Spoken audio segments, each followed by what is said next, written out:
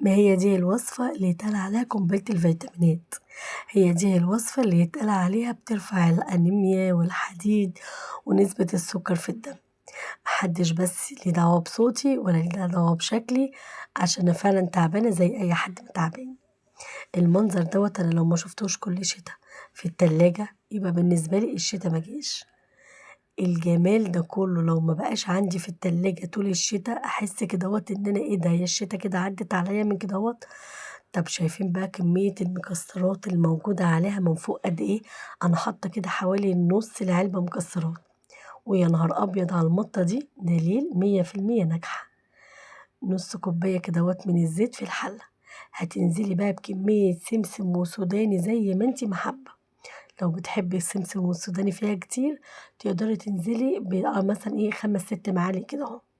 اول لما ابتدي اشم ريحتهم كده اهوت هنزل ب3 معالق كبار من الفستق الكداب.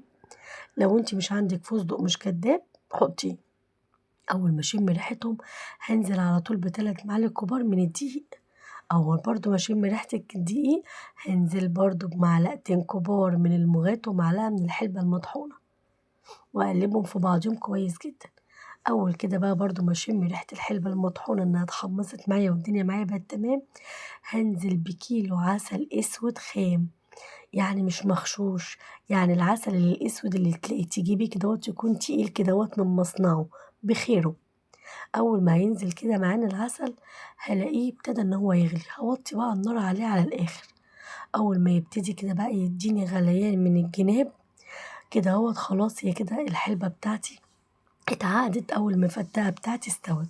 هنزل كده بقى بنص عصرة من الليمون، وتبقى كده خلاص جاهزة معاك. وفي اي بقى علب تلاجة عندك او علب خزين من زي اللي انا بعمل فيها ديت، هنبتدي ان احنا نغسلها كويس وننشفها، وهننزل بيها بالمفتقة بتاعتي. كيلو العسل عمل معايا حوالي كيلو وربع من المفتقة، يعني انا مليت العلبة الكيلو وكمان برطمان من برطمانات الصلصة اللي هي الربع كيلو، يعني بالظبط كده اتعملت معايا حوالي كيلو وربع من المفتقة. وكده تبقى احلى وصفة فيتامينات عملتيها لاولادي كل يوم الصبح.